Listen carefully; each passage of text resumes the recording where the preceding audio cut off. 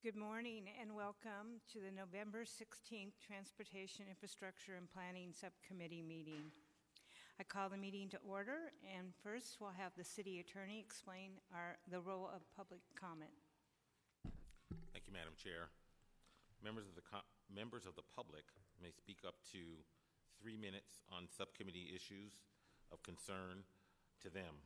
The open meeting law permits the subcommittee members to listen to the comments, but prohibits members from discussing or acting on the matters presented. Thank you, Madam Chair. Thank you, and can we please introduce the interpreter? Thank you, Councilwoman. Good morning. My name is Elsie Duarte, and I'll be serving as Spanish interpreter for today's meeting. I will now take a moment to introduce myself to our Spanish-speaking audience and review some guidelines. Buenos días, bienvenidos a la reunión de hoy. Mi nombre es Elsie Duarte y estaremos sirviéndole como intérprete a nuestra audiencia de habla hispana. Deseamos pedirles antemano, al momento de dar un comentario público, favor de hablar despacio, con claridad y evite tener distracciones de fondo. Finalmente, haga una breve pausa después de cada una o dos oraciones para poder interpretarla de la manera más completa posible. Gracias. Thank you, Councilwoman. Thank you. So the first order of business is called to public. Do we have any names listed? We do not. Okay, thank you. Then approval of the minutes. Have a motion or comments? Motion to approve. Second. Okay, we have a motion and a second. All in favor say aye. Aye. Opposed? Aye. The ayes have it. We have 2 items on consent today, items 2 and 3. May I have a motion? I move to approve. Motion to approve. 2 and 3. Second. We have a motion and second for our consent. All in favor say aye. Aye. Aye. Aye. Opposed? The ayes have it. We have several information items, 4 through 9. Does anyone on the subcommittee wish to review?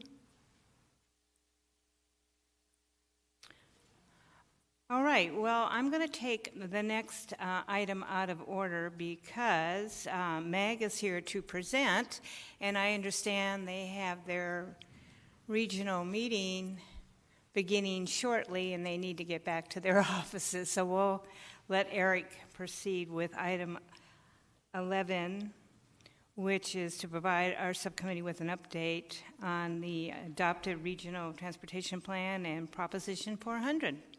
Welcome. Thank you, Councilwoman Stark. I appreciate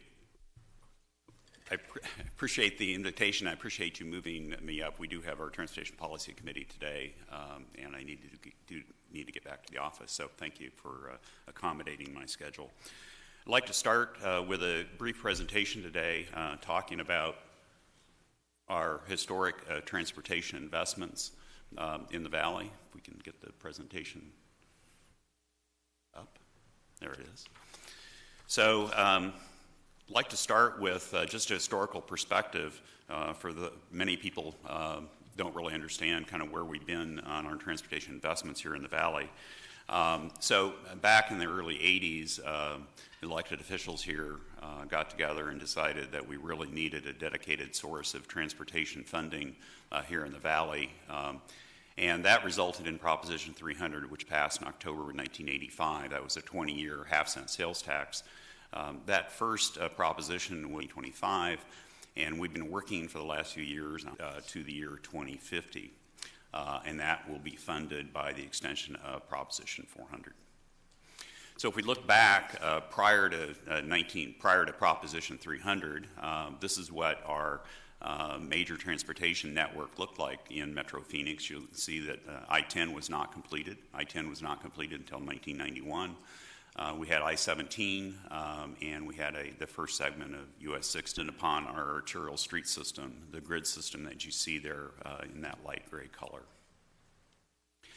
So with funding in Proposition 300, we completed 138 centerline miles of new highways. Once again, to remind the committee that Proposition 300 was limited to new freeway construction only. And so that funding source largely funded the Loop 101 system, State Route 51, building on the initial investment the City of Phoenix did in the southern portion of State Route 51, as well as the Loop 202 out in the East Valley. We roll forward then. This is what our system looks like pretty much by the end of our Proposition 400, which again expires at the end of 2025. So you'll see that one of the major new freeways constructed, the Loop 202, completed the Loop 202 here in the Valley, and also completed the Loop 303.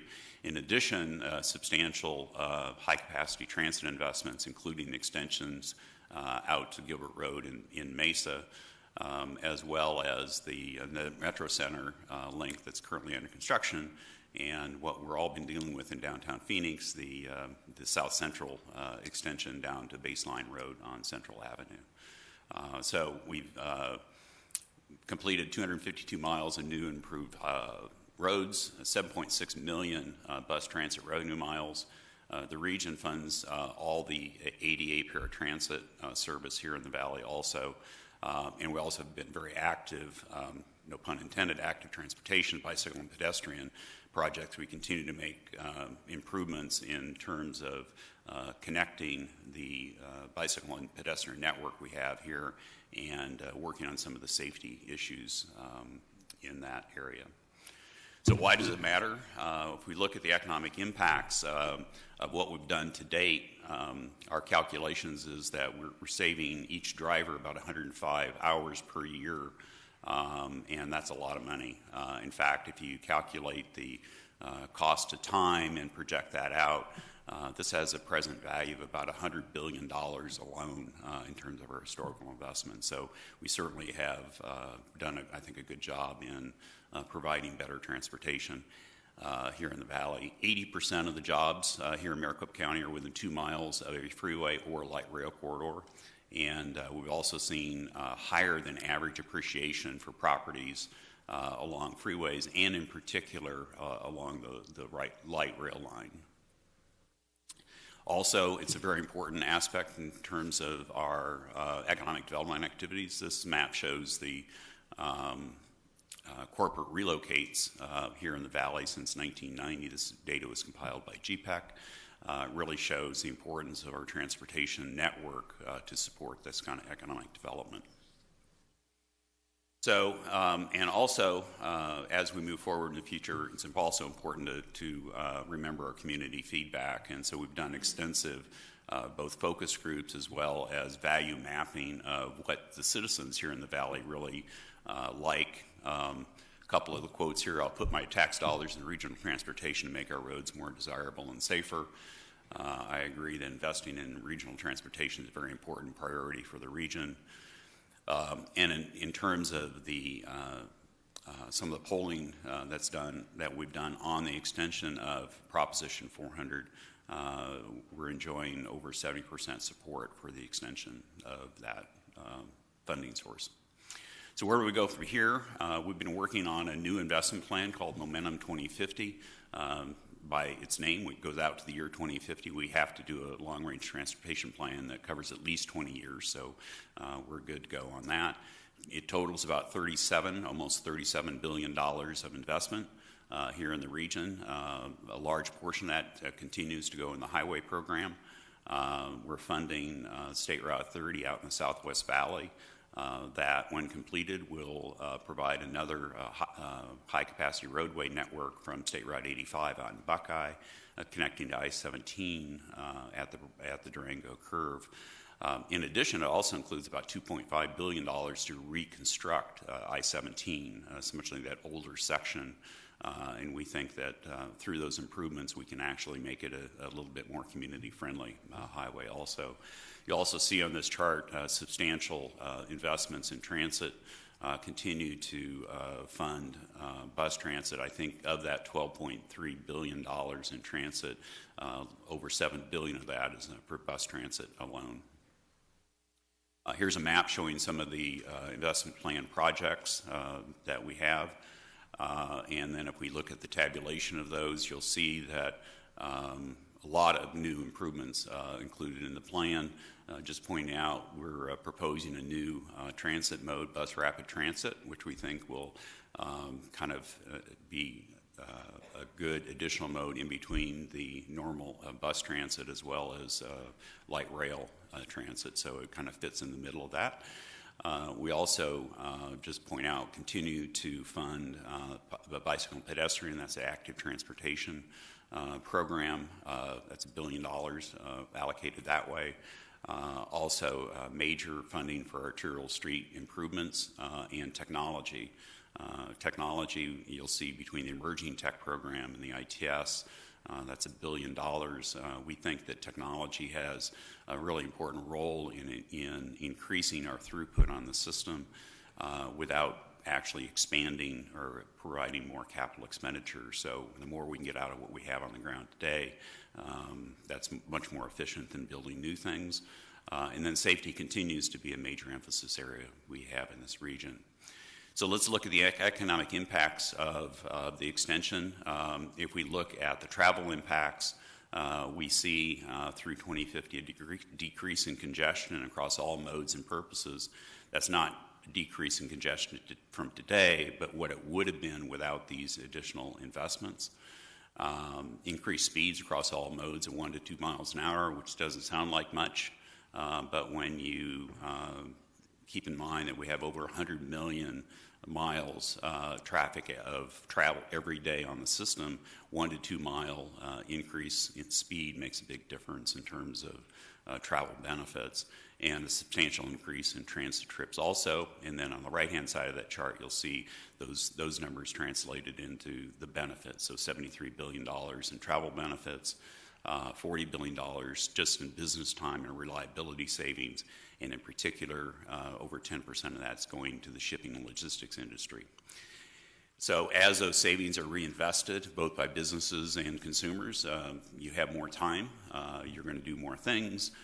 We see net economic activity increasing over $60 billion net new, what we call a gross regional product, a net new income of over $40 billion. And the takeaway from this, the economic value nearly doubles our original investment here. So it makes a lot of sense. We continue to improve our transportation system.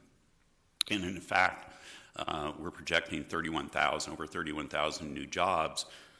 And looking at the major categories, construction is pretty obvious, but professional business services, financial activities, and manufacturing are some of the big sectors that are benefiting from these investments.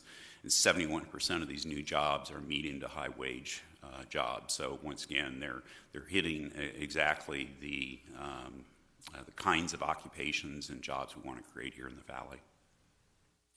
So as you know, the governor vetoed the bill that would have provided a path to the ballot in 2023 to ask the voters to extend Proposition 400. That bill we got it out of the legislature. That bill was vetoed by the governor in July.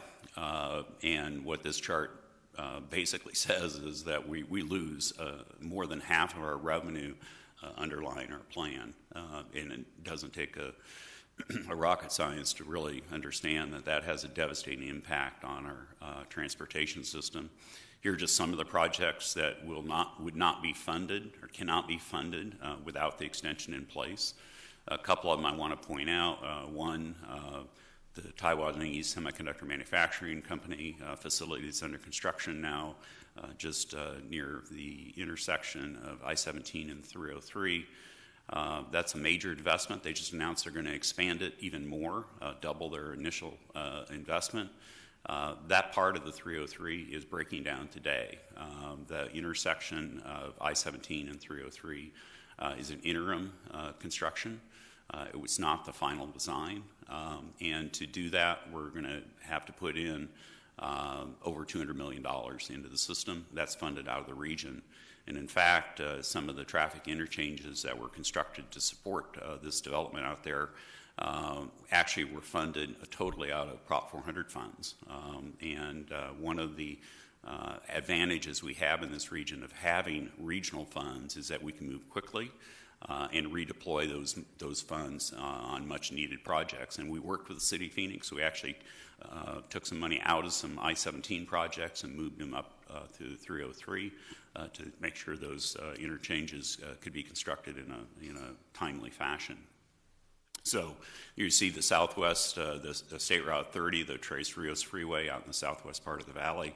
As I mentioned, that goes from 85 to I-17. That's over a $5 billion investment, largely funded out of from regional funds. This is the transit routes that are at risk. Obviously, City of Phoenix is in a much better position than other areas of the valley, given you have a dedicated funding source for public transportation. But these routes that are shown in red are at risk. These are either totally funded by the region or partially funded by the region. So to maintain these routes in operation post Prop 400 without an extension, the individual jurisdictions are going to have to pick up the tab for that, or these routes go away in 2026. In addition, as I mentioned before, the region is now funding all the ADA paratransit service. That's required to be provided within a certain distance of fixed route transit service. Once again, that's totally funded by the region, so other jurisdictions will have to pick up that tab if we don't have the extension in place. So just some key takeaways. I probably made you depressed already, but the loss of the dedicated half-cent sales tax will be detrimental, no doubt about it. The investments clearly have resulted in a much higher quality of life, provided better mobility for our citizens and businesses here in the valley. And quite frankly, our region will lose its competitive edge. We will see a tremendous increase in congestion, as well as increase in cost of doing business. And our big concern is, without these continued investments, can we keep our economic development prosperity going, quite frankly. Timing is critical. We're already seeing impacts of not having a path to the ballot. Some of the right-of-way acquisition for State Route 30 has now been put on hold. Once again, we can't justify spending tens of millions of dollars on right-of-way if we don't have even a path to the ballot for the necessary construction funding. So we continue to work on strategies to find a path. We have to have legislative authorization to put it on the ballot. Maricopa County is the only county in the state that has to have legislative authorization. The other 14 counties in Arizona have standing authority to do that. We do not. So we're kind of at the mercy of the legislature. We're still considering the possibility of a special session. We think that's highly, maybe unlikely, but it's something that we have to continue to work on. If that doesn't happen later this year, we're back in the 23 legislative session and possibly even 24. But once again, without the path to the ballot, we have to throttle back some of our project development work that we have underway today. So, Councilwoman Stark, be happy to answer any questions. Thank you. Thank you. Do we have any questions? Councilwoman O'Brien? So, thank you for the presentation. I'm happy to see it yet again. You presented it in some other places. I don't have a question as much as a comment, being the councilwoman from District 1, where TSMC is being built and just announced that expansion. And I can't say that it would be unconscionable for us not to get this passed. One of the major complaints from folks as this city grows is traffic. And that TSMC project, which we are thrilled to have for a lot of reasons, is going to bring a lot of people. It's already brought a lot of people. It's going to continue to bring many, many more. So I thank you for all your hard work and diligence in trying to get this passed and bringing the message out to us. I would encourage our constituents to talk to their legislators and their governor and governor-elect. It's very important that we get this passed. Thank you. Sure. Chairwoman? Yes, please. Councilwoman Guardado? Thank you. Yes, thank you. Thank you for that presentation. And yes, I think one of the biggest complaints we hear is traffic and how do we get more innovative in terms of being able to move people through the city, especially us that are out in the west side. But from what I understand, through the legislative body, this had passed and it got vetoed by the governor, correct? That is correct. So I think there's definitely new opportunities now with Governor-elect Hobbs, where I think she would definitely be someone that we should figure out who are the people that should be meeting with her and trying to get this on her radar as one of the first things that she does, because I think this is something that's affecting us all in the valley. And I think that, you know, she would definitely be the right person to talk to and try to figure out how is it that we get her to champion this for us so that we can continue our projects and not stop our projects.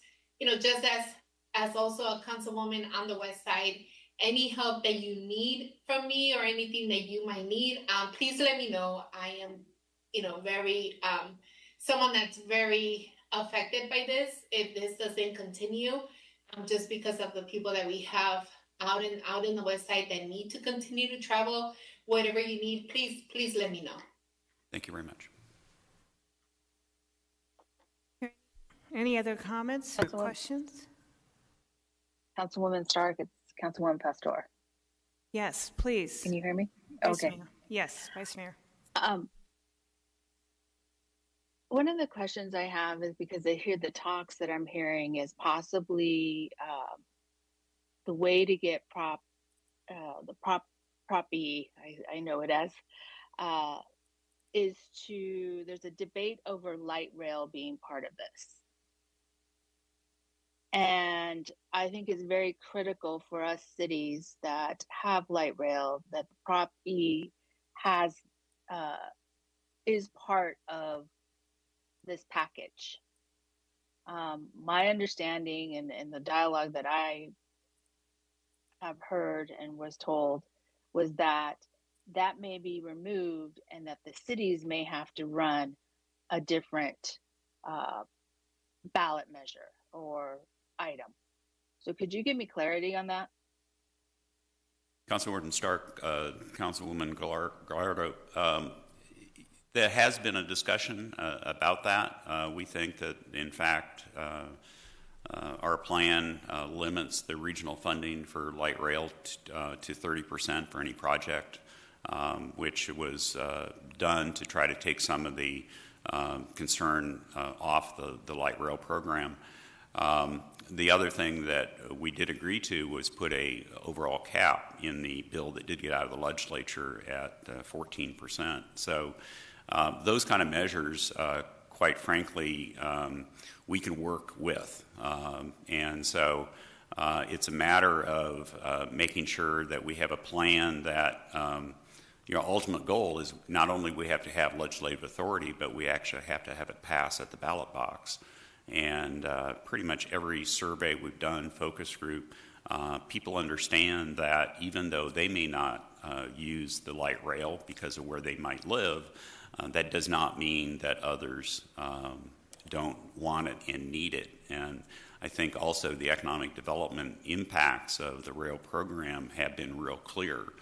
And if you look at what's happened in pretty much any of the downtowns, Phoenix, Mesa, Tempe certainly, and I think we're going to continue to see those kinds of improvements along the new light rail line. Certainly the Metro Center extension is going to be real key to the redevelopment of that whole area too. So we think we have a really strong message, and in discussions with our legislators, we make the point that we understand that you might have concerns on one mode or one element of the funding package, but it's not unlike a city budget or a state budget. It's a package of things that there are constituents that are out there that want these sorts of things. So once again, we've been pretty successful in making that argument. We continue to hold the line, and hopefully we'll have a successful outcome through those efforts. Madam Chair, if I may just add some clarification, as we talked about light rail, and Mr. Anderson mentioned the cap on light rail, which was something that was important to help get this through the state legislature. But at the same time, I just would like to clarify that the Momentum 2050 plan that was developed includes funding for light rail going out on I-10 west. So that's an important piece. That's an important project that's built into that funding, as well as another West Phoenix extension. Those are things that we've talked about here in this subcommittee. Those are things that we've built into that regional transportation plan moving forward that Prop 400 extension would fund. And so I just want to give some more specificity to that those projects would be in there even with that cap. Thank you. And I believe we have one speaker. That's Ryan Boyd. You're in support. I'm assuming you're in support of Prop 400 getting on the ballot. Are you there, Ryan? Yes, I am, Madam Chair. And I'll just be very brief, very much in support of the proposition, and especially as agreed to. And I'm happy that a lot of the points that we were going to bring up were kind of already hit here today, which is just that it is critical to maintain the light rail and public transit BRT lines in this proposition, because it is a package. It's very important, I think, to support critical freeway infrastructure that we've invested in over many, many years it will support the growth in North Phoenix with the TSMC. And in areas like Central Phoenix, you can't really expand and build new freeways and things like that. So you really have to invest in transit and active transportation to address the congestion and other economic issues that you have. The last thing I'd say is just that Urban Phoenix Project does believe that this really should be a decision made by the region and by Maricopa County. We're a little concerned about tying our fate in the future to the state legislature and the governor on that, just because we're the only ones that don't have that. And at the end of the day, it's Maricopa County voters that really should be having that decision as to whether or not they want to invest in this infrastructure or not invest in this infrastructure, just as our peers in Pinal and others have done over the years. So we would encourage future efforts to basically make this a local decision fully in the future, but very supportive. Thank you, Madam Chair. Thank you. Thank you, Ryan. Are there any other comments? Well, Madam Chair, can I just ask one question? Oh, yes, please, Vice Mayor. Oh, sorry. Oh, no worries. One of my questions is, what is the process going to be now? We have we have it written. Does it go through the legislative process? Then it goes to the governor, and then it will go to the ballot. It's just I'm asking only for constituents and those viewing to understand what the steps are. So the first step, you're correct. We have to have legislation through the legislature. That's either through a special session yet this year or in the 23 or 24 legislature. That then goes to the governor and for his or her signature, depending on kind of the timing of that. The next step is for the Maricopa County Board of Supervisors to actually put it on the ballot. And the way the language read in the previous bill that did get out of the legislature, it was the Board of Supervisors shall put it on the ballot, so there was no discretion at that point. And once that's done, then it goes to the whatever ballot it is. It's likely to be November of 2024. There's some chance we could have a measure next year. And then it's up to the voters to decide whether they want to continue to make these investments. Thank you. I really appreciate it. Thank you for that question. And yes, time is of the essence. So I know I support Prop 400, and hopefully we can get it back on the ballot and move forward. Thank you again for attending today and giving this presentation. We'll go back to our agenda, so we'll be at item 10, Planning and Development Overall Process Improvements, with your recommendations. We have Alan and Josh and Jason and Marianne joining us. You brought the entire department with you pretty much.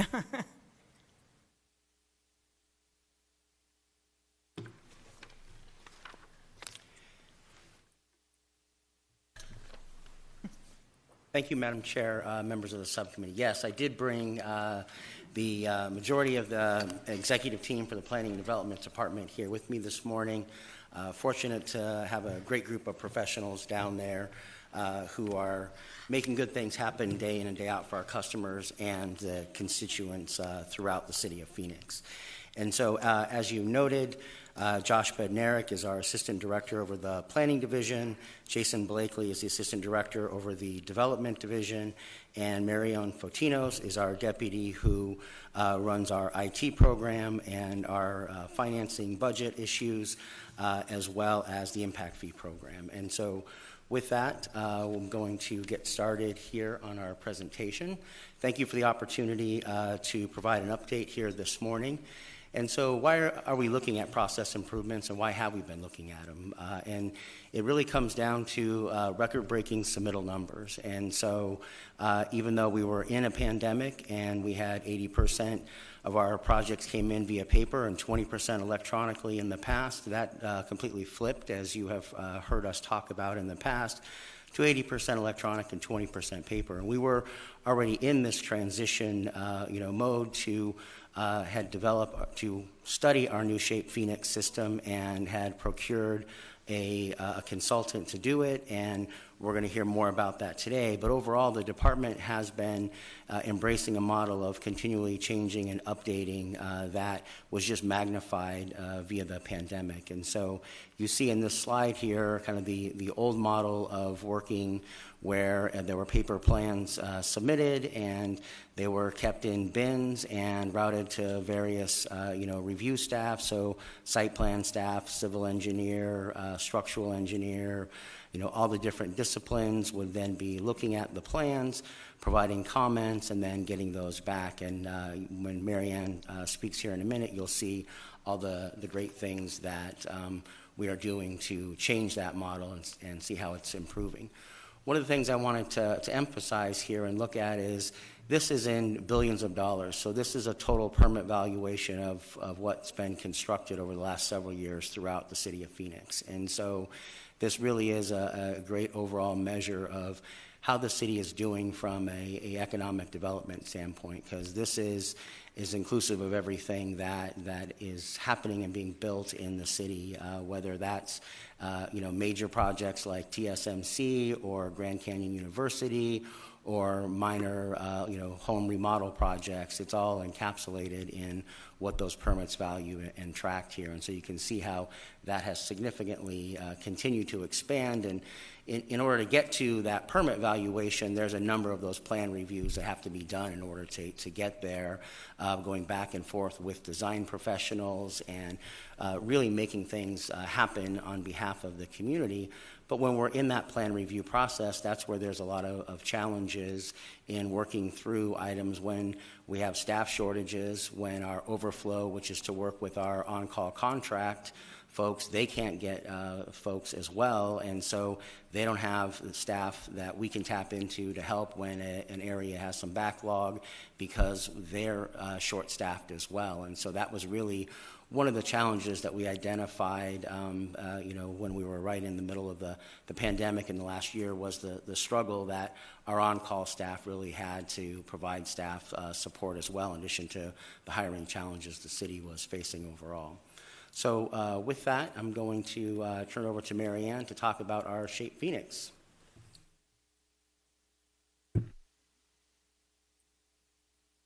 Okay, Madam Chairman, members of the subcommittee. Over the past several years, the Planning and Development Department has been very focused on how technology can support these process improvements. So we've been working for approximately 5 years on Shape Phoenix, which is a transformative technology project that will replace numerous planning and development applications with a consolidated, secure, transparent, and modern land-based application that supports planning, zoning, historic preservation, plan review, and permitting. And I'm excited to report that Shape Phoenix Release 1 was successfully released on June 6th. This release included 80 single-family residential permits, categories, and then a couple of other of our business processes. So while this release primarily impacted residential plan review and permitting, the work done really does provide a solid base for our future releases. In addition, the solution offers scalability to potentially support business processes in other city departments, for example, business licensing, code enforcement. So just wanted to go over the business areas and the schedule for future releases, and they are listed on the slide. So Release 2 will support planning and zoning processes, and the anticipated go live for that is October of 23. Release 3, commercial and civil plan review and permitting. So this would be the rest of the support needed for the Planning and Development Department. And that schedule is under discussion with the vendor, and I will explain a little bit about those discussions in a moment. Our current business application also supports the fire department permit types that are issued by the 12th Street Fire Department. So that schedule is also under discussion with the vendor. And there are some reasons that the schedule and the cost of future releases continue to be under discussion. The thing is we learned a tremendous amount from Release 1, and we want to make sure that all that we learned is fully reflected in the scope and schedule for the future releases. And so some of the major lessons learned include, even though we spent probably a year building requirements, the scope of work is bigger than what was included in the original vendor agreement. We've focused a lot on streamlining, but the new system needs to support hundreds of processes, many that are complex by nature, and in order to consolidate all of our processes into a single application, we're going to need to increase the scope. So also, Kiva, our primary application, was 25 plus years old. And the quality of data moving from a 25-year-old system makes data conversion extremely, extremely difficult. So one of the biggest issues we experienced post-go-live was that data quality resulted in some of our customers not being able to create accounts or to access all of their current plan review and permit activity. So we're really focused on data conversion strategies for future releases, and those will also be reflected in the future scope of work. Across the city, there are resource limitations. We especially have challenges hiring IT staff, and with unprecedented development activities that Alan discussed, it's challenging to devote necessary resources. So the new schedule, we want to make sure that we reflect the resource limitations in that schedule. So the other item is, while we've been very focused and we have staff fully dedicated to organizational change management, the importance of OCM, and especially in the areas of staff training and post-go-live support, cannot be underestimated, and those will also be reflected in future releases.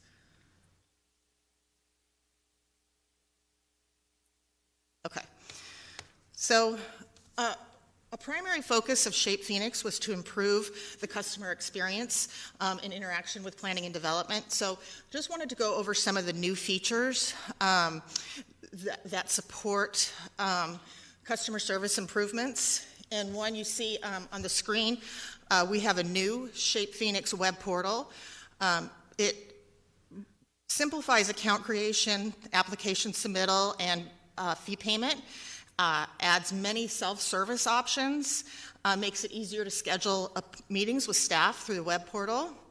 And the application workflows and system logic guide customers step-by-step through our submittal process. Also, search features and drop-down menus simplify data entry and improve data quality. So when Alan was speaking, he showed a picture of an old site plan with the markups that were done manually, and SHAPE has a new electronic plan review system that fully integrates the SHAPE solution with a product called Bluebeam. It simplifies plan upload and file naming and improves our customer service access to plan markups and comments. Prior to implementation of this new system,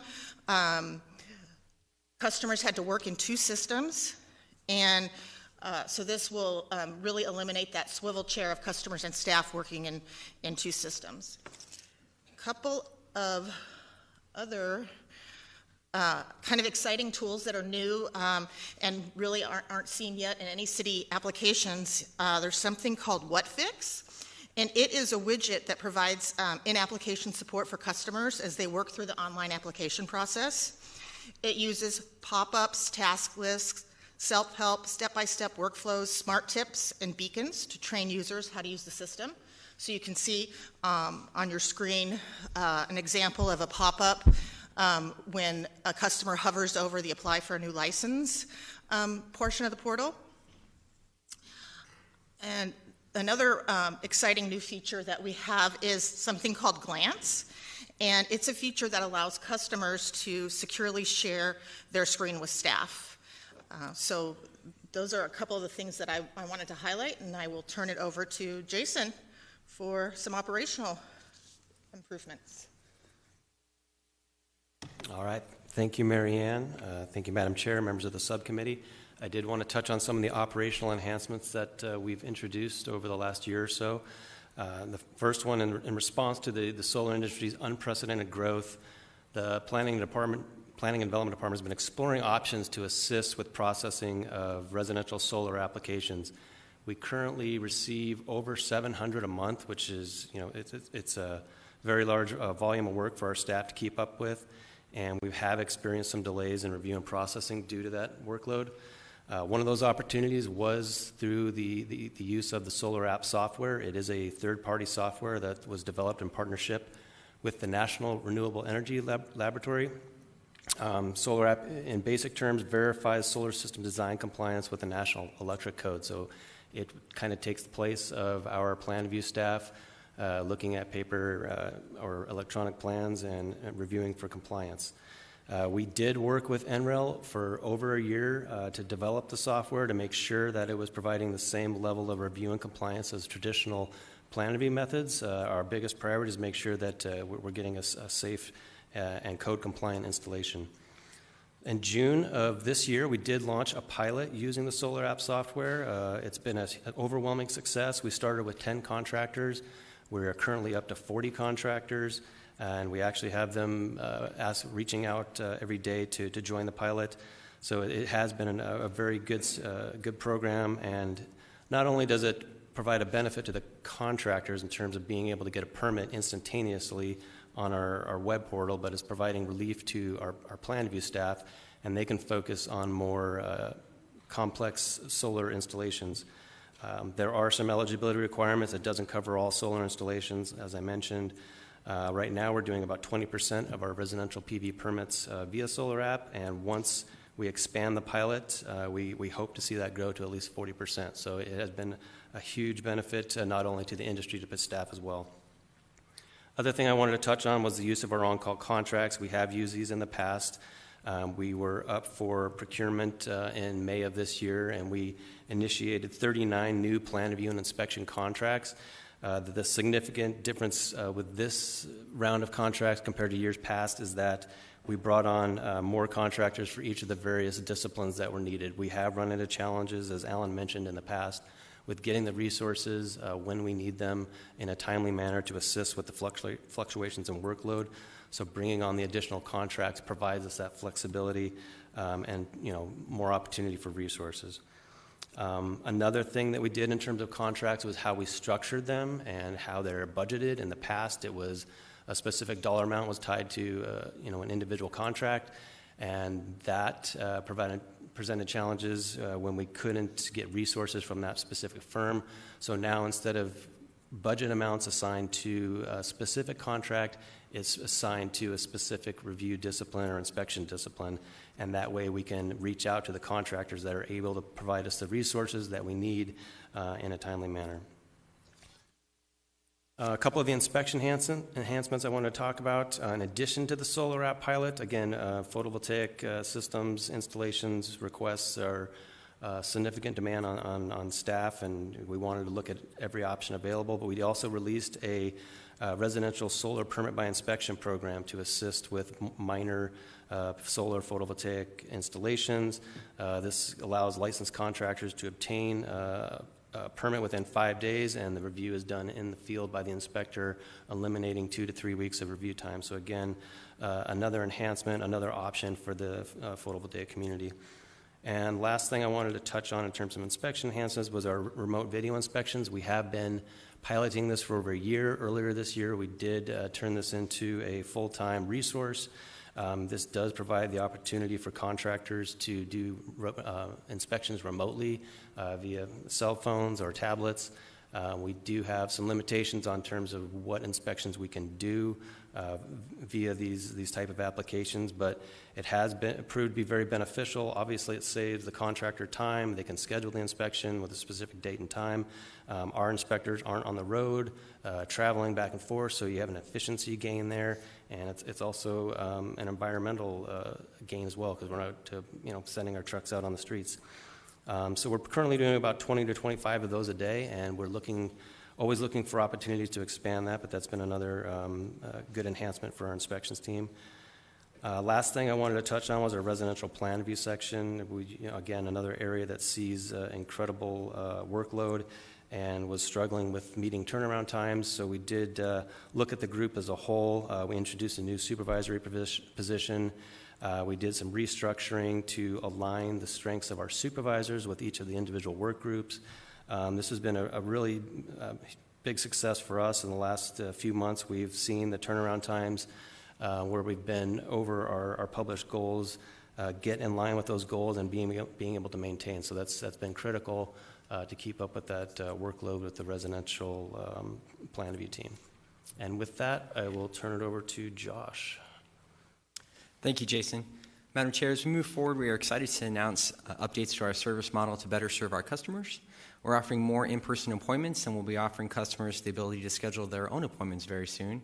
We've had all of our team members install Cisco Jabber to ensure that there's connectivity for them and our customers inside and outside of the office. We really want to thank you and the rest of the council for all the support you've given us over the last couple of years with respect to positions. Excited to report today that we're about to bring on our 2 ombudsman positions on board. They'll be a tremendous resource for our customers as they're getting started, or maybe they're needing some help along the way. And as Jason mentioned, we've increased our workstation capacity across all of our teams to align with our new counter demands. So what's next? We're working on a virtual appointment function so that customers can have some face-to-face interaction with our team members virtually using the at-a-glance function. We're working on some draft text amendments on some items that we've touched base with you before with respect to EV charging and the downtown code. We'll be back here early next year to talk about some of the updates related to vacant storefronts. And of course, as Marianne touched on, we're going to be working on and continue to work on upcoming releases for the Shape Phoenix process. Madam Chair, that concludes our presentation. We are happy to answer any questions. Thank you. I have a quick question on the appointments. Are you finding that most of the customers prefer doing appointments as opposed to walk-in? Madam Chair, members of the subcommittee, yes, we are finding that we're getting a lot of feedback that customers prefer the ability to schedule an appointment, know that they can come in and see someone right then. We did have to clarify at a recent home builders meeting for the Central Zone Home Builders Association that it's still, once you're in for those appointments, it works just like it always has been. You can get transferred to other counters. You don't need a separate appointment for each counter. It just allows us to ensure that we have staff available when folks are there, instead of the prior model, which, as you know, resulted in everyone kind of coming in first thing in the morning, and there's only so many slots, and so people would have to sit and wait, and they much prefer the ability to schedule and come in and make sure that they can get an appointment. And what that allows us, as Josh just mentioned, is the ability to monitor that. And so recently we've just added another slot for service within our residential and our site planning groups, because those ones were taking longer to get appointments. So it allows us to monitor that and also work on making sure that we're shifting resources. If customer demand is for in-person, then that's taking away from the email interaction back and forth for projects that we are doing kind of in the virtual mode to satisfy that. And so that's how we're balancing that out and be able to respond to what our customers are demanding. Thank you. So you saw where my question was going. I just wanted to make sure. Sometimes when someone walks in, they have an appointment, but they may have to talk to someone else in the department. So it sounds to me like you keep the process fluid that way. So I appreciate that. Thank you. How do you interface with other departments? What if someone comes in, then there might be an issue with streets? Do you have the connectivity with the other departments to make sure that there's a good flow? Madam Chair, members of the subcommittee, we do reach out and try and get them to be able to see other departments that same day. It just depends on if there's some availability and what they have within those departments. But I think by and large, the other departments are accommodating to try and take those. It just is, how many other scheduled appointments they have that day and staffing.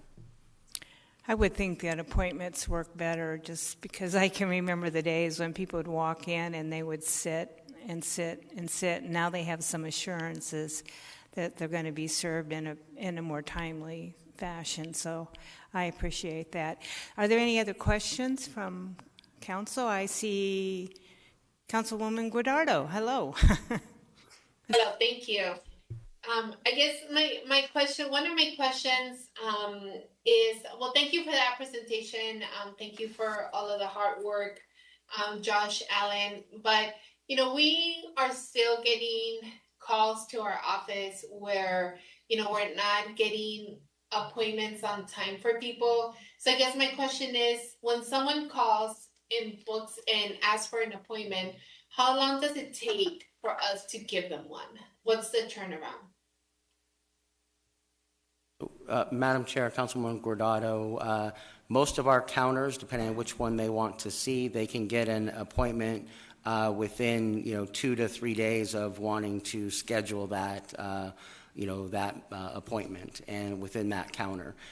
When that starts to increase is when we have that ability to add staff, like I mentioned, to our residential counter, where it was getting closer to 4 or 5 days for us to be able to offer them an in-person appointment. We do take walk-ins as well, so if somebody comes in, we will take walk-in customers. They would just have to wait, much like they would in the old system of sitting there waiting until staff is done with the customers that have a scheduled appointment. But we are monitoring that to make sure that if that number increases in terms of the days, that we're able to then work with staff to shift more of those resources to in-person appointments. Okay, well, that's great. And then my other question is, when you have someone, because I think where it's also taking a little bit of a longer time is when the back and forth begins, right? When, you need to submit this or you need this. And another complaint that we're hearing a lot about is that there's like small minor details that if they are able, like, as language, sometimes, the information gets lost through emails and texts, and it's just much better to talk to someone in person. So how do we deal when there's a client that just has to be able to clarify something that's, really that can be clarified really fast? Do we try to expedite those questions that they might have, that could take 5 or 10 minutes to clarify something to move a project forward?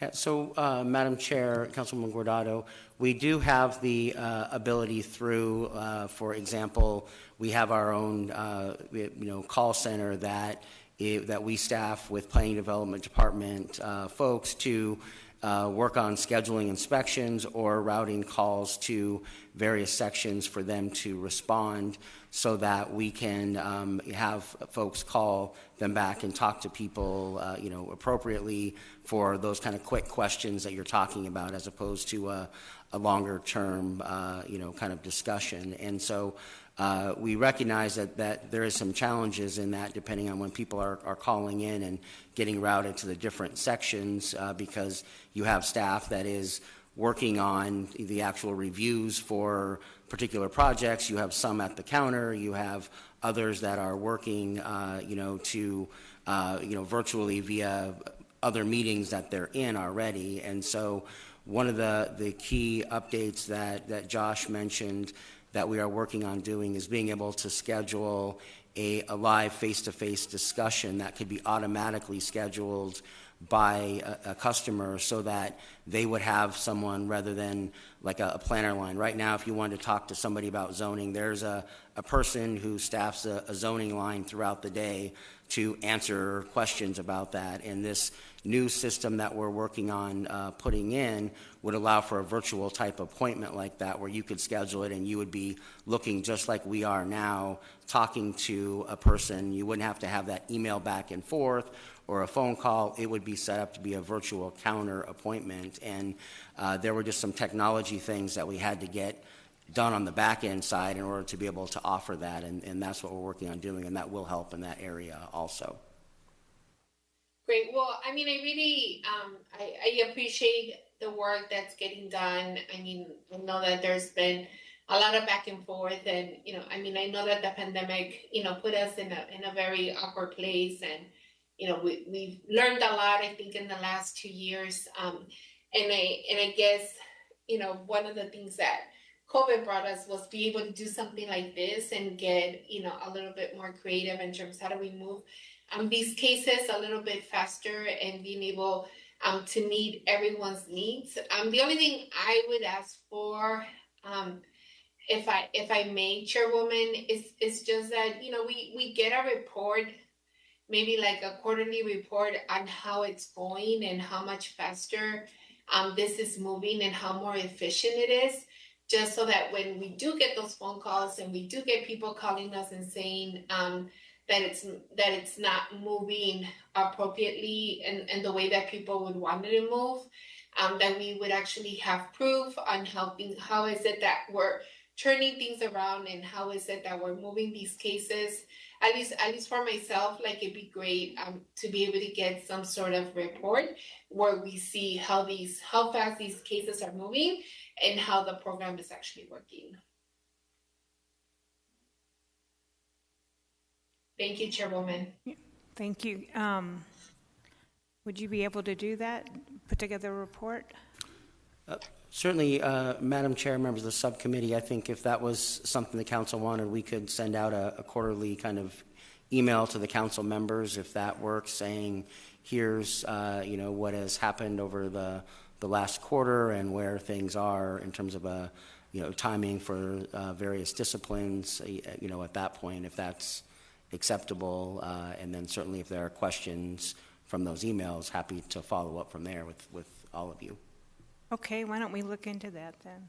That would be helpful. And just as far as walk-ins, have you thought about maybe opening up at least a day where you allow walk-ins in?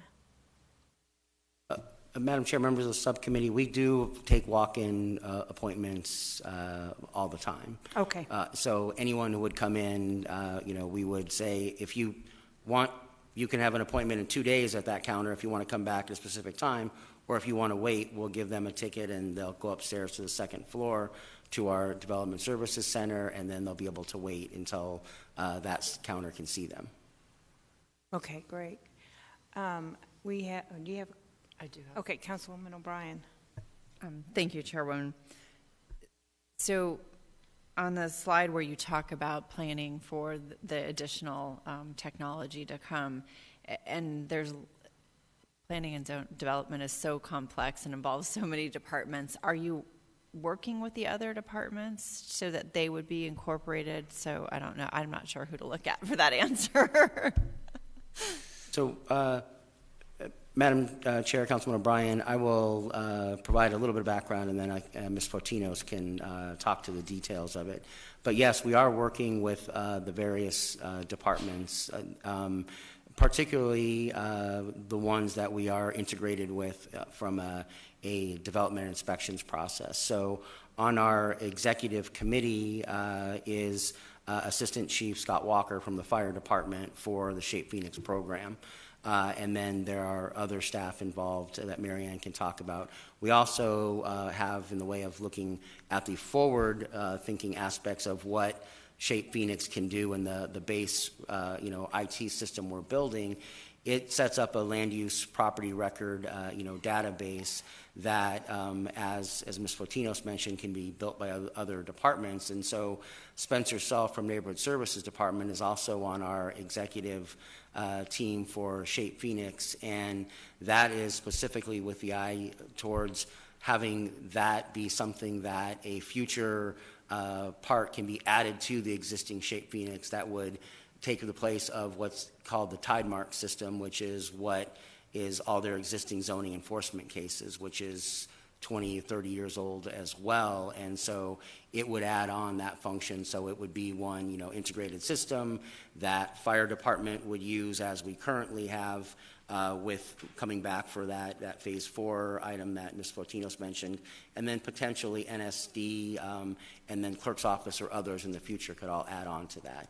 And Marianne, can you add a couple of details to some of the other interdepartment issues? But are specifically streets and water involved now for, okay. So as we work through these design build sessions with our vendor, who's it's Accenture, and they're actually on contract with us to work with us to build the system, we do engage subject matter experts from departments that have some level of involvement in our workflows. So sometimes with resource issues, it's challenging to get the subject matter experts, continuity of their involvement. But like Alan had said, we have a governance process that includes some of the highest level management in those departments. And so they have demonstrated a big commitment to the project, and I think that has trickled down to ensure that we're getting the resources from subject matter experts as we build this system. Okay. I just want to make sure that what we build really does streamline it for you, but really for our customers, our community members who are coming in, so that they're truly seeing the biggest reduction that they can see given what you all are doing. And I appreciate all the hard work on this.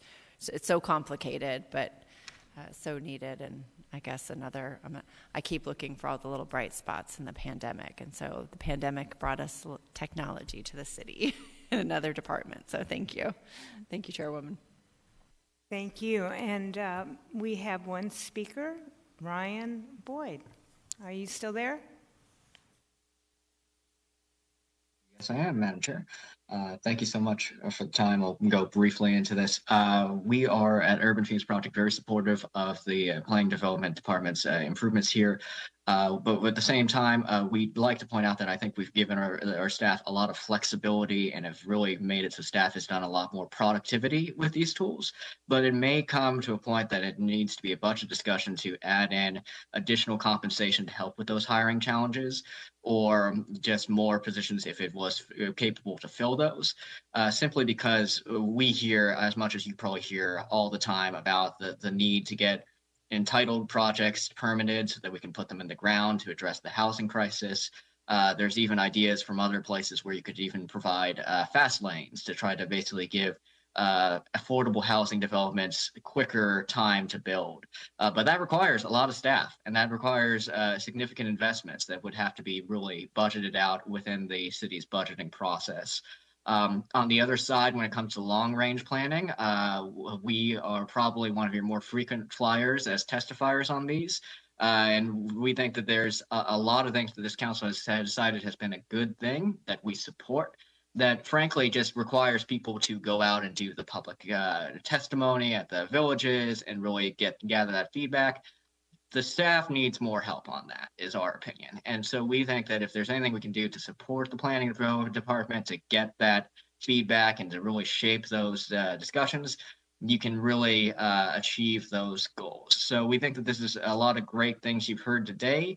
We would just urge you not to consider it done as a wrapped up kind of process, and that there may be a need for additional resources for them in the future.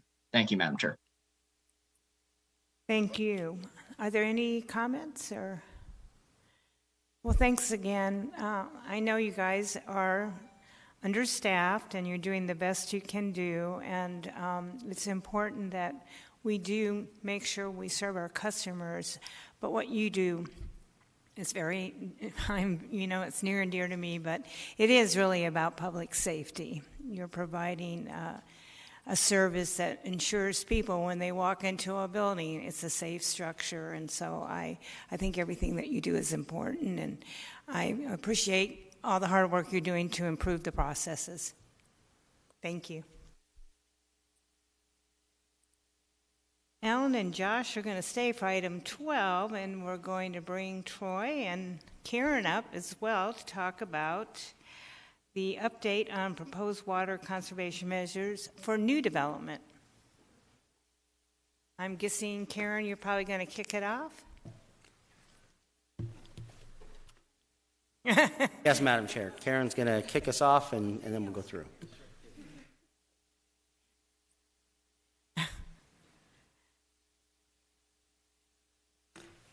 Thank you, Madam Chair, and apologies for a little mishap there. Yes, thank you for the opportunity today. As Alan indicated, Deputy City Manager Karen Peters, along with my colleague Alan, and of course you've already met Josh, already introduced Josh, and with us today also is Water Services Director Troy Hayes. So we're here this morning to present staff's proposed policy framework for new development in Phoenix that is responsive to current and evolving water shortage conditions. It's increasingly clear across the West that there's less water to go around, and that every water user in every sector must adjust to this reality for the long term. So the policy we're discussing today is another step in the direction provided in the city's general plan that Phoenix will strive to be the most sustainable desert city. Policies like this are essential to ensure sustainable economic growth, to preserve and enable Phoenix's prosperity for generations to come. So we're looking forward to this conversation with you and with our community. And I'll turn the presentation over to Troy Hayes. Thank you, Karen. Madam Chairwoman and members of the subcommittee, we've briefed this subcommittee numerous times on the severe conditions on the Colorado River. Despite our efforts and the strong conservation gains, the Colorado River continuing to decline. Based upon tree ring records, we are facing the driest conditions in at least 1,200 years. 1,200 years is when the tree ring records actually end, so it actually may be, in fact, much longer than that. The major reservoirs are at historic lows and are nearing dead pool conditions, which means under those types of conditions, it will not be possible to pass water through the dams. In recent years, we've seen a decline due to temperature and not necessarily precipitation, because in recent years, we've actually seen near normal precipitation levels, but yet yielding less water on the watersheds. In August of this year, the Federal Bureau of Reclamation declared a Tier 2A shortage for the calendar year 2023. This was based upon their projections of the Lake Mead levels that they're going to see in January of this year. Understanding that situation could become extremely stressed in the future, on June 1st, the city opened its drought management plan as I declared a Stage 1 water alert. The Stage 1 water alert occurs when an insufficient supply situation has not occurred, but appears likely. If the conditions do not improve, it is likely that we will need to move further into drought stages and moving even possibly into Stage 2 or Stage 3 here in the near future. Because of the challenges on the Colorado River, we need to strive to be the most sustainable desert city. Today, we are presenting to you with a three-pronged policy approach to address this need. The first of these restrictions is on large water users. Under this policy, water users who are projected to use more than 250,000 gallons a day will be required to submit and obtain approval of a water conservation plan. Water users who are projected to use more than 500,000 gallons per day will be required to submit and obtain the water conservation plan, then demonstrate the ability to recycle at least 30% of its water use, and demonstrate that they will fit within the city's Phoenix's water resource limitations. An important note to this policy that will only impact the very large new water users. The second component is a pause on annexations outside of the areas outside of the current water services boundary. This pause will allow increased scrutiny regarding annexations and should be in effect while the drought management plan is active. Here you see a map of the service territory, noting that the water service territory and the city limits generally coincide.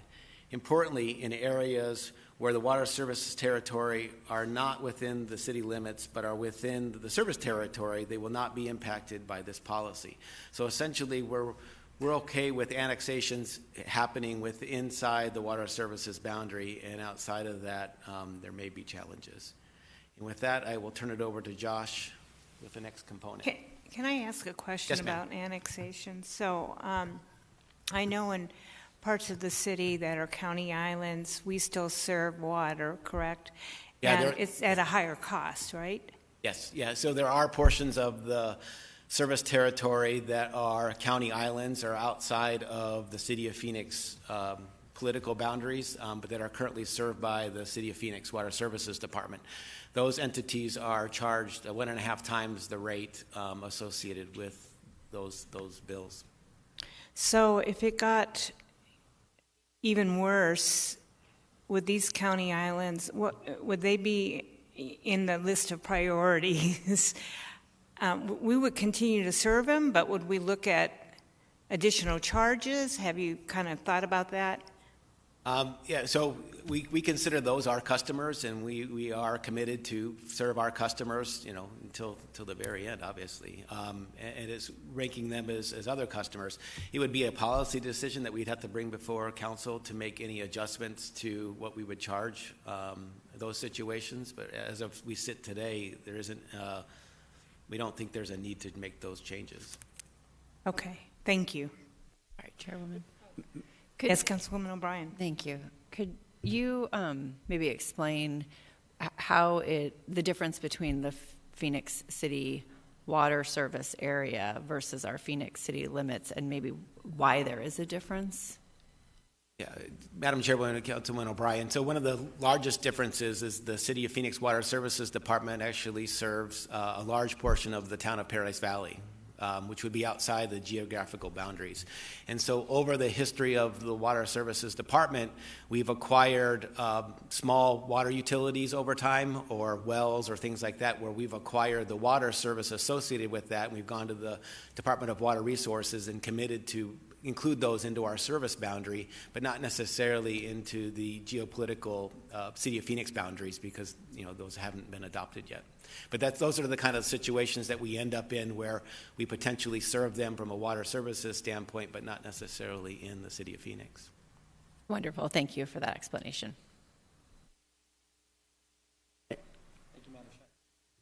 Thank you, Madam Chair. Part of our initial approach with this effort will be the development of a set of rezoning stipulations that will address a series of best management practices in 9 areas outlined on the screen. The best management practices range from participating in a third-party water efficiency program like EPA WaterSense to utilization of drought-tolerant and or native landscaping. Not all of the best management practices will be applicable for every rezoning case, but what this will allow us to do is work with applicants to understand how we can best deploy these best management practices across a variety of development types. These rezoning cases will serve as pilot projects as we prepare updates to our processes, codes, and ordinances to make them requirements for new developments citywide. This slide here highlights the potential codes that we would update as part of that separate process, which would go through an entirely separate process and ultimately require council adoption. So the zoning ordinance and all its provisions would generally address the outdoor components. Any building code updates would be indoor components.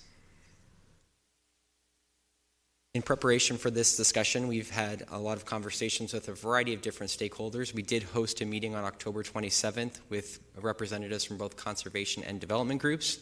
Really great discussion, did not hear any significant concerns.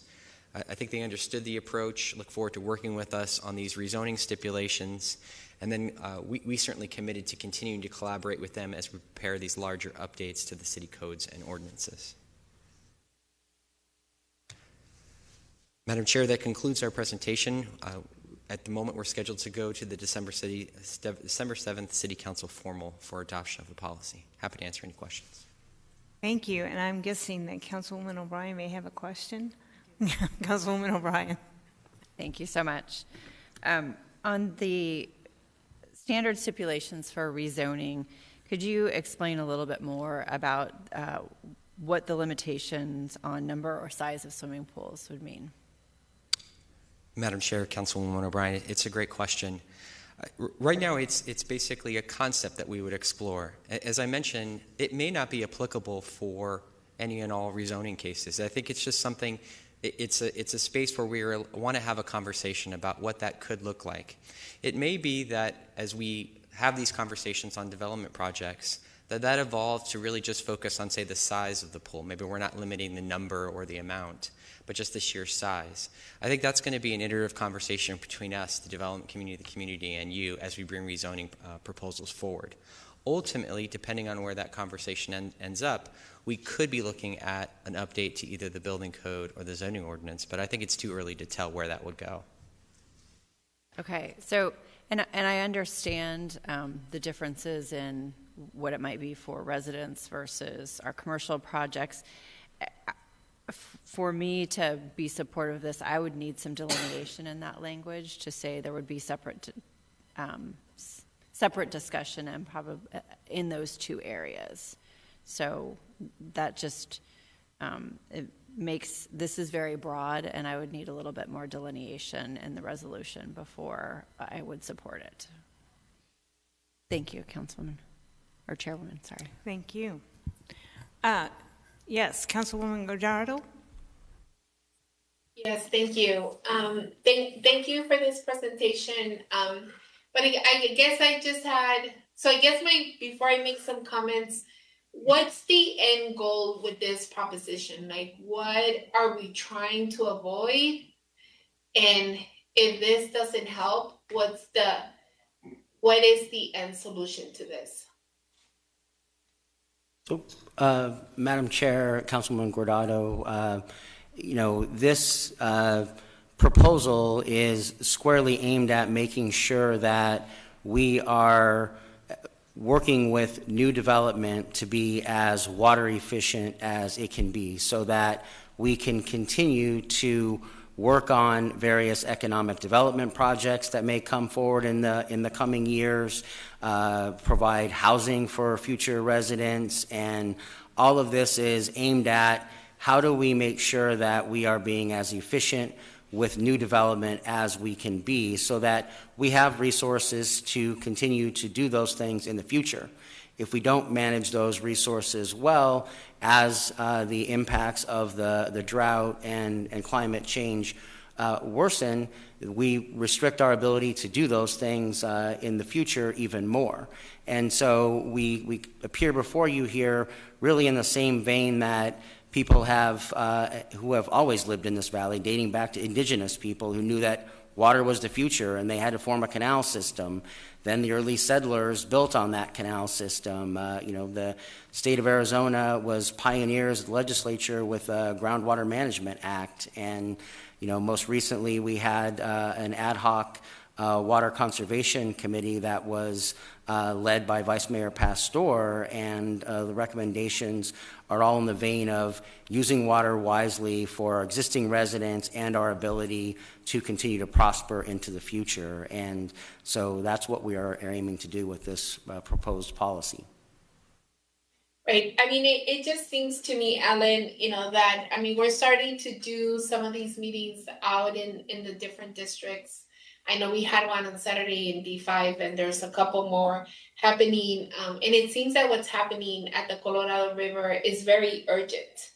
And I just want to make sure that our efforts match that urgency and that we focus on our efforts on areas where we can make the biggest impact. And I think, this is moving in the right direction. But I guess part of what I'm thinking is that I don't think this is going to be enough. I don't think that looking at this is fine. And I think it's, we got to be responsible with our water, and we need to make sure that we continue to create and we continue to build.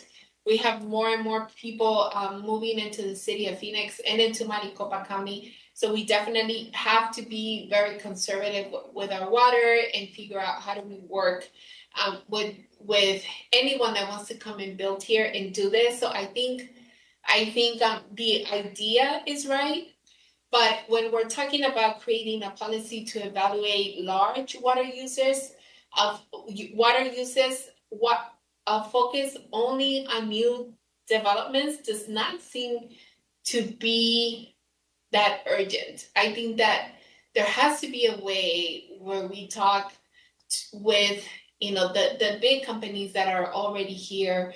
What is it that they can do to be helpful? Like, I don't think it's fair to only hold accountable the new development that's going to happen. I think it's more, how do we work with the ones that already exist, and because we're doing it with our constituents, right? We're going out and we're doing meetings and we're saying these are all the 20, 30 things that you guys all can do to be water efficient. But I think there's something to be said that in this plan, we should do something to hold accountable as well the ones that are already using a lot of this water. Like, I would like to hear what we can do to address our current large water users. What sort of policies can we put into place for existing large water users to mitigate their impact and support on our citywide efforts related to drought management? Like, what can we put in this plan that would address that? Because I'm with Councilwoman O'Brien. I just think that, it has to be more specific, and I think it has to be in a way where everyone that's using the water and that has the means to help us with this issue, are also putting in their piece, because we're doing it with constituents, and I think there has to be a way where the current large water users do it as well. So, Madam Chair and Councilwoman Guardado, I want to kind of frame this policy comes before you, and the reason the Planning and Development Department is partnering with the Water Services Department is because it is specific to new development. And so that's why the focus is there, because it's about being able to tell our existing residents and existing customers that as we are continuing to grow and the council has zoning cases and development proposals before them, that we're not impacting their future and with the water that they have and their ability to use it with the new development and growth that's coming in. And so that's why this is focused on new development. But it doesn't mean that's all that is happening. The Water Service Department is already addressing some of those issues, and I think Ms. Peters can speak to that. Thank you, Ellen. Yes, and Councilwoman Guardado, Madam Chair, I'm pleased that you mentioned the water town halls that we have been doing around the city, getting terrific response from community members who have a lot of questions and want to understand what the situation is. As you indicated, it is increasingly urgent. But I think that what Alan says is exactly correct. This proposal, this policy is to address new development so that we can explain to our existing customers that that growth will not impede their ability to continue to thrive in our community. But at the same time, as you know, we're implementing a number of conservation programs, some that were recommended by the Ad Hoc Water Conservation Committee, and then others that we've brought forward over time as well. So we are addressing commercial water use by hoping to work with them to give them recommendations on water conservation practices. We have the Blue Bank program where we can help them pay for changes to their cooling towers, which are huge water uses. And when it comes to the very biggest water users, Water Services Department is working very closely with those users to encourage recycling and other conservation modes. So I definitely want to, we can talk all day about what we're doing with our existing customers, we're having good success as we have over time with conservation, but there's more to do. I think that is clear, and we're hearing that in the town halls. We'll talk some more about that at the water forum that you've encouraged us to convene, Councilwoman. And look forward to that continuing conversation with the community that it will be impacted. I still don't think that I can support this drought mitigation plan that does not treat new and existing large-scale water users equally.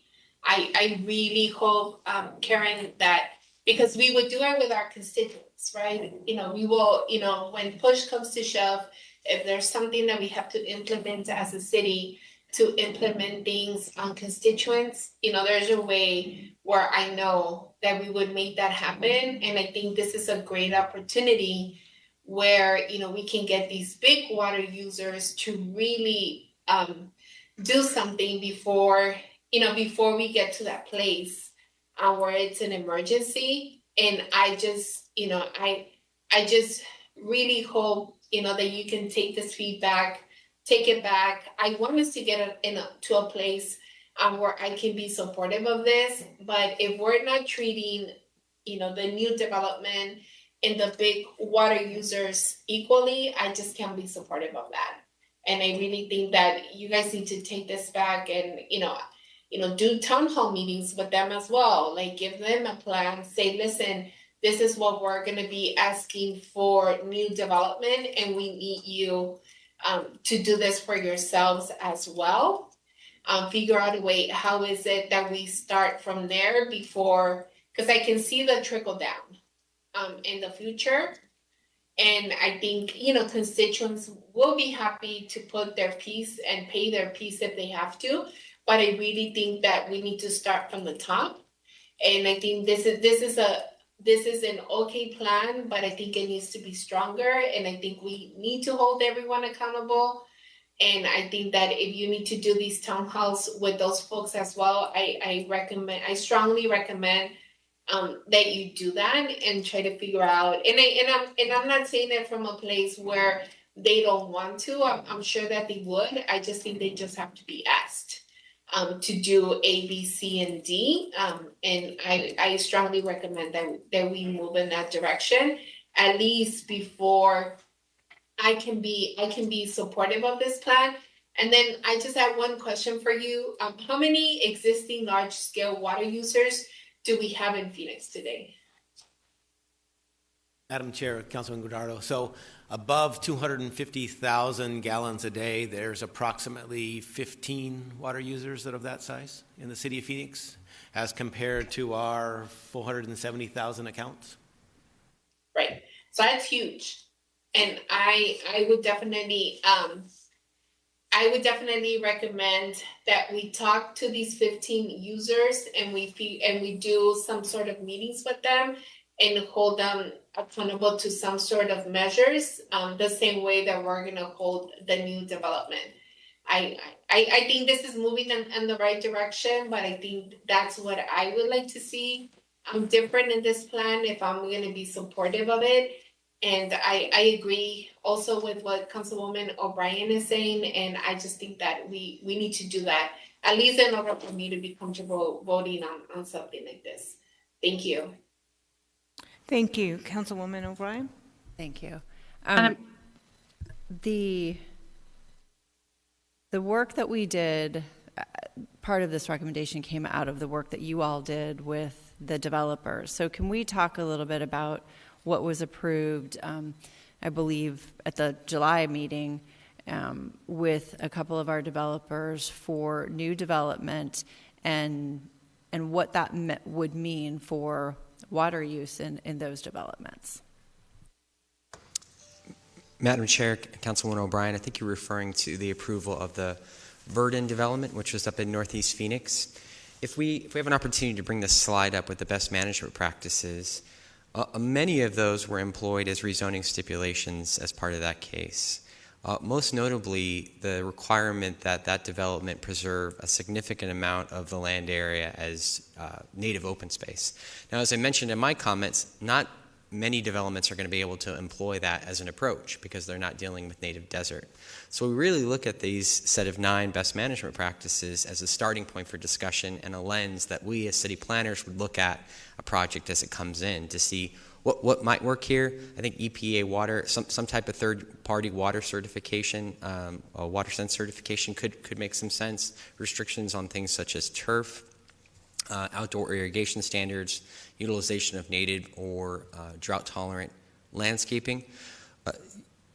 Outdoor landscaping is one of the most significant users of water citywide. So we think raising that level of expectation for projects as they come in through the rezoning process and then sets the stage for this larger update to our zoning ordinance, which then would apply it citywide, could be one of the most instrumental things that we could do to address water usage here in the city. So I'd be happy to dive into any of these further, but the 9 you have before you, a good chunk of those outside of wet cooling and swimming pools were restrictions that were applied to the Verdon project. Okay, no, I appreciate that, and this specific policy is focused on new development, whether it's commercial or residential. Madam Chair, Councilwoman Ryan, that's correct. And again, what we're looking at the initial implementation would be to use these as a basis for discussion for the formation of rezoning stipulations. And again, that process will help inform what could we actually administer at a citywide level or at a strategic area geographically through a code update. So this can really just be seen as phase 1. Okay, and then I would like Chairwoman to ask if we could have Karen come back and whomever else she needs to talk about what efforts are being done with current users, both residential as well as commercial. It is also important, I think, because one of the things that I'd like to talk about in the future is what we can do maybe with turf that in existing homes. I know that we have the money that was just approved by the governor and the state legislature and received some advice from folks that we should really go after some of that money to make a difference in water conservation with existing folks. Troy, I see you're shaking your head. Do you want to add anything or? No, I think, Madam Chair, Councilman O'Brien, I think, what we've seen in the governor's funding is a large portion set aside for water conservation efforts, and so I think that applies nicely. Okay. And to your point, Councilwoman, I think I and the Water Services Department would be more than pleased to come back and talk about the conservation work that is ongoing and that is on deck, because we do have programs that are just getting up and going and are actively working on some sort of program with regard to non-functional turf in response to a lot of the comments we've seen in the water town halls and your input. We very much want to be working with the community to address current uses. Yeah, I think that's a great idea. I know I've talked to Troy about reaching out to Valley Partnership and looking at rain runoff and maybe capturing some of that so they can recycle and their landscaping. And I know that Red Development is going to be doing that at Paradise Valley Mall. I believe the Vice Mayor has a couple questions and comments. Vice Mayor? I do. Thank you, Chairwoman. I would like to make the recommendation that we bring this back to committee in January. That way, staff can really dive in with us all the recommendations and what is needed. I think there's two things that are happening, and we just need to be cognizant of it, is that we have large water users, and then we may have future large water users. And what does that look like? And what is that stipulations and dynamics come about? The bottom line is we are in a crisis, and we don't want to say that because we still want to develop and we still want to attract business. And in doing that, how do we attract business with good standards and stipulations? And I don't feel like these go far enough. And we do have to start practicing that way. Our behavior does have to change. We cannot continue to go at a slow pace of changing it. We will be in a space where we don't have water, and we have to act today. I did sit on the Water Conservation Committee along with Councilwoman Williams. We did put pieces into play. The dynamic with the plan and everything is that we needed to put money behind it. And so some elements are happening within it, but not all of them in order for us to move faster. So my recommendation would be to have a further dialogue on this in order to get it to where we need to get it. But that's my recommendation. Thank you.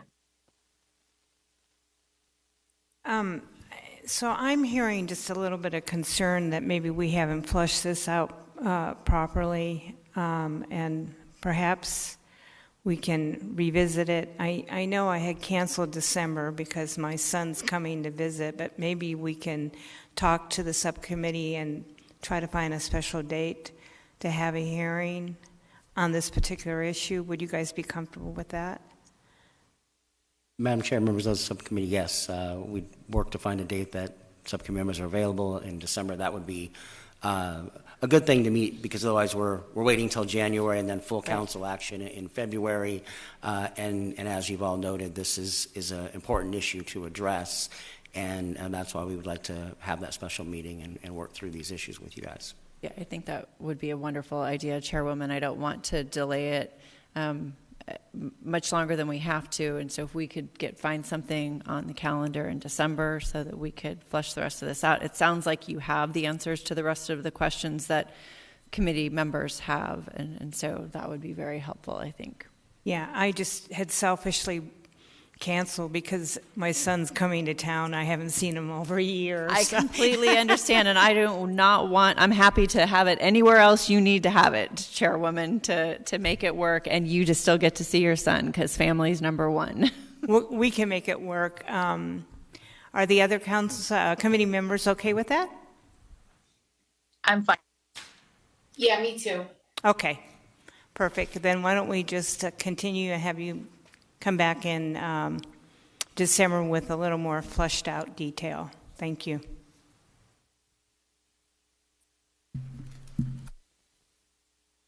Okay, thank you. And our last agenda item, I think, is a great way to end this meeting. I think Jesus has got some exciting news to share with us.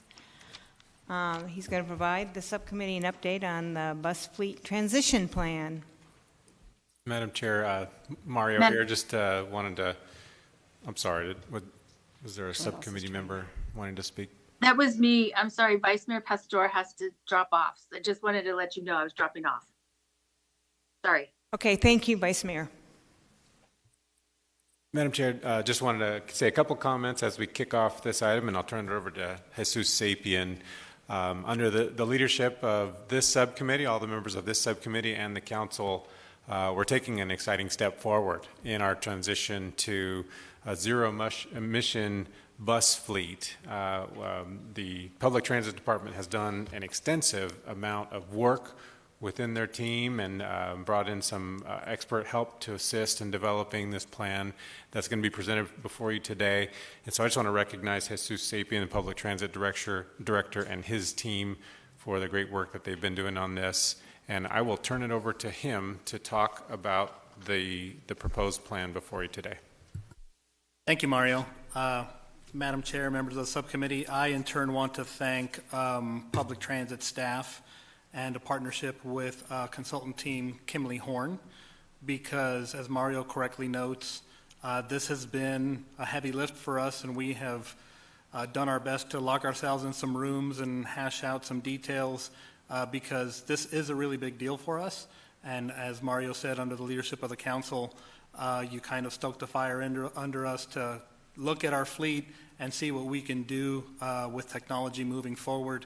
And so what we have proposed before you today is exciting, but we also know there's a lot of work related to it. So I'll start off with some background, and then I'll give you details on the plan that we're proposing. So just a reminder, in terms of regional bus service, I'm going to talk specifically about bus service. What you see on the map there is a regional transit system, and highlighted is City of Phoenix boundaries. And we basically provide a little over half of the bus service in the region, but where you see the ridership, the boardings, the deboardings, the transfers, almost 2/3 of that happens in Phoenix. So it's very important that we, City of Phoenix, keep our fleet up and running, but also look forward to other aspects of the delivery of transit services that we may be able to provide with newer technology coming on board. So we provide 48 total routes. Most of those are local, but some are a little more localized and commuter routes. Our current fleet is 500 buses. We have 335 compressed natural gas and 165 biodiesel. And I will tell you that both of those technologies have served us well, but we are now going to pivot into what you'll see in this presentation. So reminder that earlier this year, Council approved for us to issue a Green Transit Technology RFP. That was in January. We have since issued that RFP, received proposals, and we are currently reviewing those. But the focus on that was to include low and zero emission technologies that dovetail with Council's earlier approval of the Climate Action Plan. The other thing is that we have actively participated in the city's Transportation Electrification Action Plan. We've been at every meeting and offered updates and input as relative to what we have available in our industry and what we're looking forward to. I will also mention that we had representation and participated in every one of the ad hoc electric vehicle subcommittee meetings that Councilwoman Ansari led. And as I said, we partnered with Kimley Horn to look at what is the industry looking at in terms of newer technology that's coming out. And one thing that we did is that we drafted a zero emission bus transition plan. And one of the main reasons we did that is because it is a requirement for submission of FTA grant opportunities that are part of the bipartisan infrastructure law bill that Mario provided a recent update on. And we'll talk about some exciting news there that you're already aware of. And a couple things that we'll have coming to you in the coming months. We are looking at a Washington State Transit Bus Cooperative, where we can basically piggyback off of an existing contract to purchase some of these newer technologies. And as I said, we've issued our own Green Transit Technology contract, and we hope to have that before Council for a recommended award early next year. So we will have those two tools to serve us in terms of being able to see what technologies are available and place orders. The last thing that we've kicked off very recently is a facilities infrastructure study, and this is part of the citywide discussion that we have with the group that Mark Hartman and Public Works Director Joe Giudice are heading up, because we have to have a citywide discussion. And this is going to be focusing on what do we have to do at our facilities, current and future transit sites, to determine the needs for short-term and future capital investments for these newer types of technologies. So in terms of good news, we have been awarded back in August a low emissions and bus facilities grant from the FTA. Pictured there is an event we had in the City Hall atrium where Regional Administrator Ray Tallis from the FTA came and congratulated our region because this was one of the largest grants awarded across the city, across the nation out of all the FTA grants that they issued. So that's a $16.3 million federal commitment and a $2.4 million local commitment. And what that's going to allow us to do is we're going to use $10 million of that to purchase 18 of these newer technology buses. We're going to use $7.9 million for infrastructure improvements at our sites. And we're going to use almost $900,000 for workforce training because we know that these new technologies, they drive a little different, but most importantly, the maintenance of them is something that our maintenance staff at our facilities are going to have to learn from scratch because these are entirely new buses for us. We were also successful in acquiring a congressional earmark this past year for $2.7 million. So those will assist us in the purchase of 6 newer technology buses. And I'll take you through in a bit year-by-year acquisitions, and I'll show you where those 24 total buses fall. So just a reminder, this is something that you saw right at a year ago when we talked about awarding a bus purchase contract. And these are some of the technologies that we're looking at. And if you'll indulge me a little bit, because we have some acronyms here that I'm going to explain, but that we have listed on the next slide. So the first thing that we're looking at are battery electric buses. These are the ones you plug in and are able to go a certain distance. Those are BEBs, and those cost approximately $1.1 million right now. The next are fuel cell electric buses. Those are hydrogen buses. It's an interchangeable terminology, but we call those FCEBs, and those are currently about $1.2 million apiece. And then, of course, we have hybrid electric buses, HEBs, that are $750,000, and then our current fleet, 2/3 of which are CNG, compressed natural gas, those are $551,000. And that's part of some of the discussion that we had to have internally relative to forecasting what can we pivot to, what can we acquire in the next 5 years. So the first thing... Sorry, Jesus, to interrupt. I just want to do a further clarification on your acronyms. Is that the hybrid electric bus is both electric and gas? Madam Chair, Councilwoman O'Brien, yes. It's similar to other passenger vehicles that are out there where you have an internal combustion engine that is mated with a battery system so that depending on the range, the geography of where you're traveling, one or the other system will take over, and the batteries will also not only propel the bus forward, but also recharge as the combustion engine is operating in certain environments. Excellent, thank you. I just want to make sure that folks who are watching understand the further clarification. Yes, thank you. Thank you, Chairwoman. So for us, as Mario said, the really big deal for us is that we're targeting a 100% zero emission bus fleet by 2040.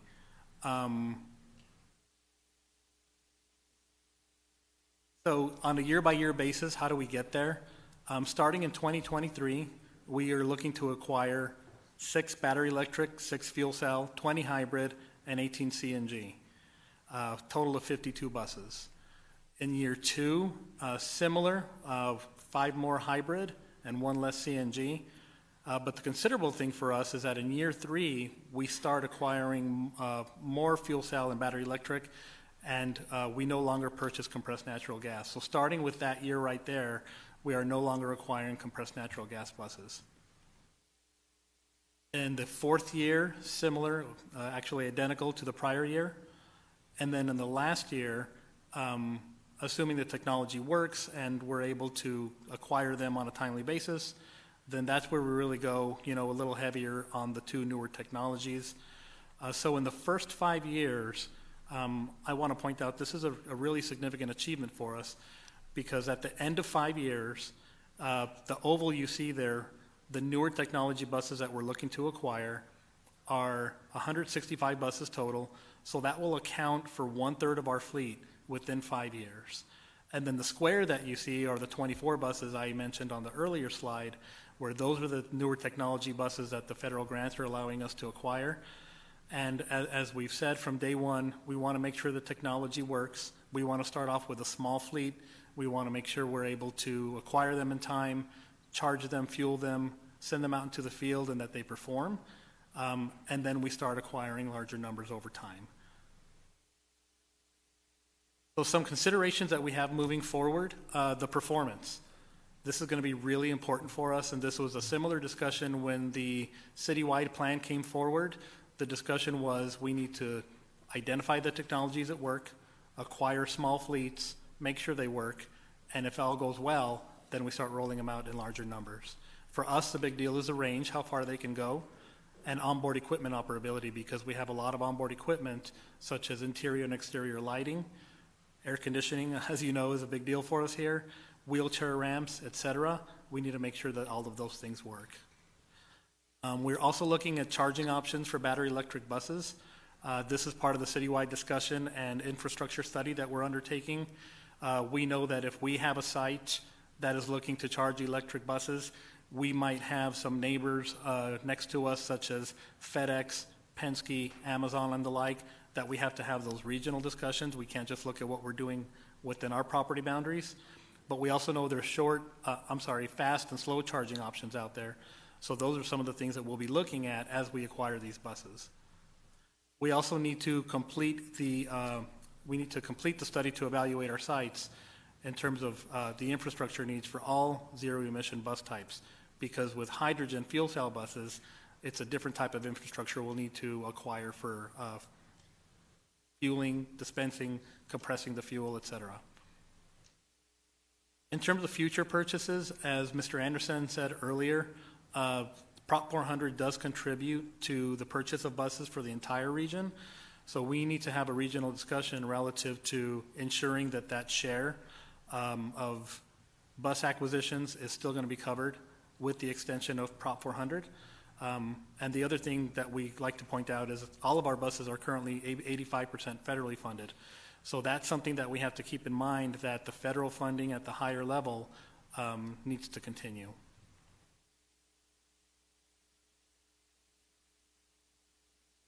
And then the last thing is we are having discussions with Valley Metro, because we know that they are also looking to undertake similar studies and develop a similar fleet transition plan, because the federal funding comes to the region, not just City of Phoenix.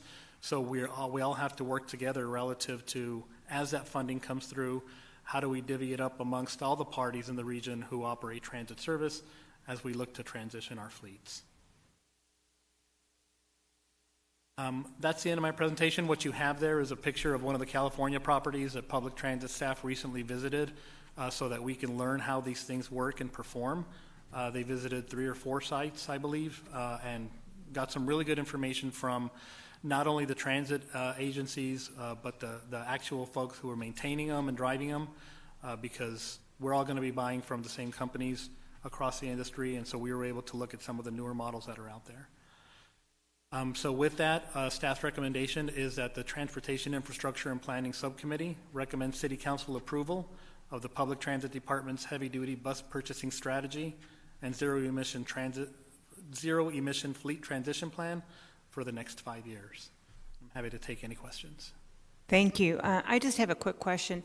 Is there any chance we could actually meet our goal before 2040 if this seems to be moving in the right direction?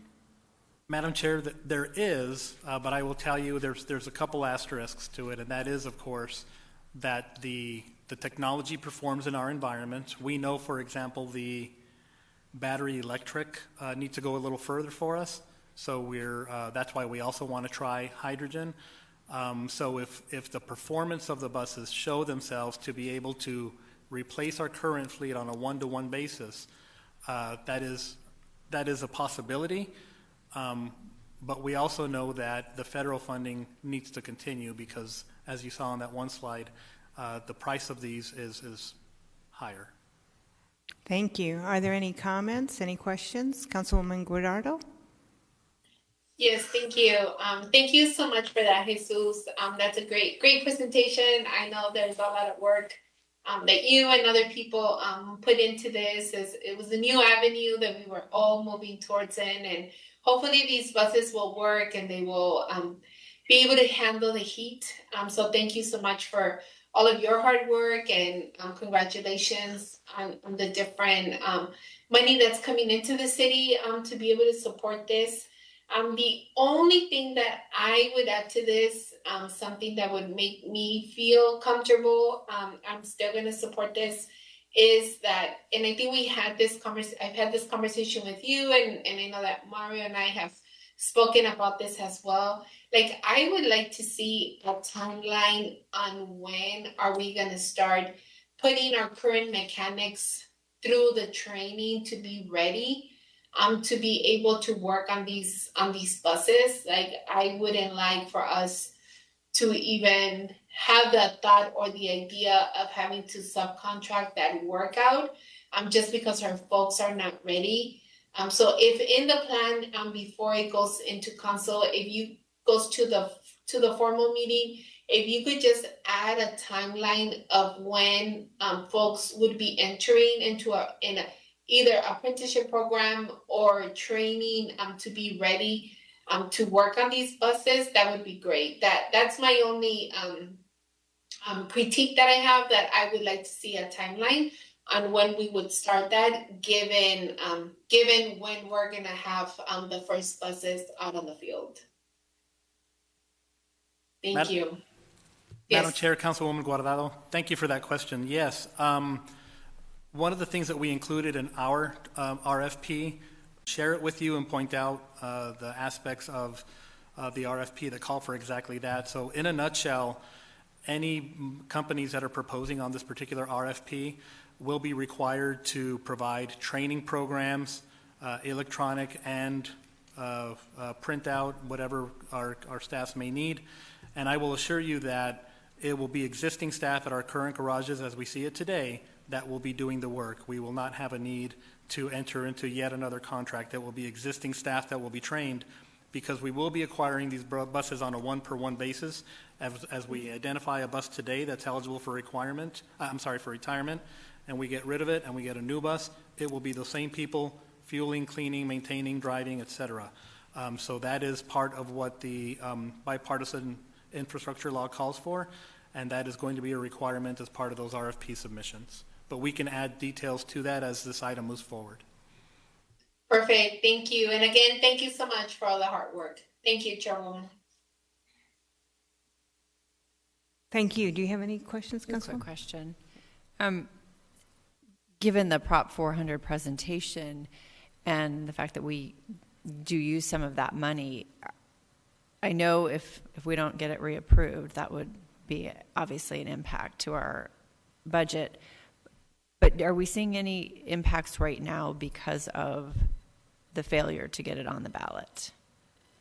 Because Mr. Anderson gave a couple of examples where they pulled back some money or they're not doing some things. So I'm wondering, is there any impact to us right now and that could impact this? Madam Chair, Councilwoman O'Brien, at this point, we're still getting the annual allocations from Prop 400 for the purchase and replacement of our buses. And we expect to continue that through 2025. It's that future funding that would be a huge setback if that does not continue. Okay. Then in that vein, Chairwoman, I think that it might behoove us maybe in the spring, I mean, if things don't go our way or still haven't gone our way, that we talk about what that looks like for our transportation budget after 2025, so we could potentially start preparing for that. I think that's a good idea. We'll add it as a future agenda item. We'll do that. Thank you. Thank you. All right. And if I could just say thank you. I did forget to say my thank yous for your hard work on this. It's very exciting to see us utilizing the funds that are available to our citizens and our city to make an impact. So thank you for your work. Yes, I too appreciate everything you've done. I mean, you have really stepped up and addressed some of the concerns of the council. With that, any other comments? So can I get a motion? I move to approve. Second. Thank you. I have a motion, I have a second. All in favor, say aye. Aye. Aye. Any nays? The ayes have it. Thank you. Next item is call to the public. I'm assuming we haven't had any, okay, thank you. And then future agenda items. I think we already have a few added, so. So, okay, anything else? We are adjourned. Thank you.